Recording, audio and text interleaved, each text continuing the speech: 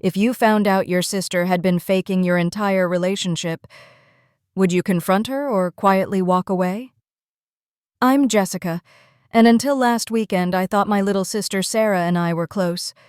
Daily texts, inside jokes, shared clothes, matching bracelets. I was the dependable big sister, long drives after breakups, co-signing her apartment, posing for her photography portfolio. For her 21st, I wanted it perfect. She'd just moved into a downtown loft and planned a grown-up dinner party. I found a vintage Polaroid camera, working and expensive on my teacher salary, because she loved instant photography. I pictured her lighting up when she opened it. The night of the party, I arrived with the camera and a bottle of wine, feeling that warm buzz you get before doing something thoughtful for someone you love. Her door was slightly open. As I reached for it, I heard my name.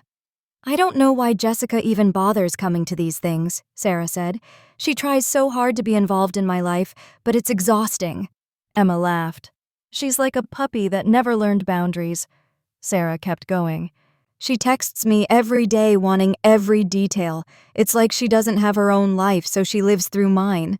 She thinks she's being supportive, but she's suffocating. Sometimes I wish she just wouldn't come."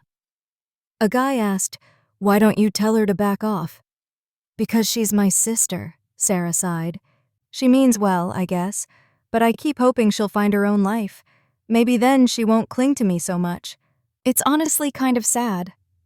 In a few sentences, 23 years of sisterhood flipped. Had she been rolling her eyes after every call? Tolerating me instead of loving me? The smart move would have been to leave the gift at the door and disappear. Instead, I swallowed hard, pasted on a smile, and knocked. Sarah opened the door in an emerald dress, radiant and party-ready. For half a second, she looked truly surprised. Then the host smile snapped on. "Jess! You made it," she said, hugging me. Out loud, I blamed traffic and held up the wine. She pulled me in like nothing was wrong. The loft was beautiful, her friends stylish and confident. They asked about my job teaching high school English. I cracked my usual jokes. They gave the usual, "that's so important" answer. Once you've heard people laugh about how pathetic you are, politeness feels like another costume. I escaped to the bathroom and stared at myself in the mirror. I could leave. I could stay and pretend. Or I could stay and quietly stop playing along. When I came back out, I chose that third option. I sat through dinner, smiled, made small talk. I gave Sarah the camera and watched her face light up. I couldn't tell if it was real or practiced, and I realized it didn't matter. Something in me had already shifted. There was no scene. Later, when things had calmed down, I simply said, "By the way, the walls in this building are thinner than you think."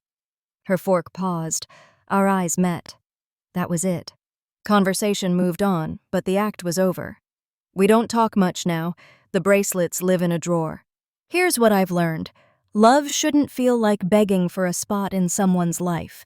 Being family doesn't mean accepting being treated like a burden. Sometimes the healthiest thing you can do is step back and give your energy to people who are genuinely glad you're there. If you've ever realized someone you love didn't actually want you around, type "not your burden" in the comments and tell me, would you have walked away or confronted her on the spot?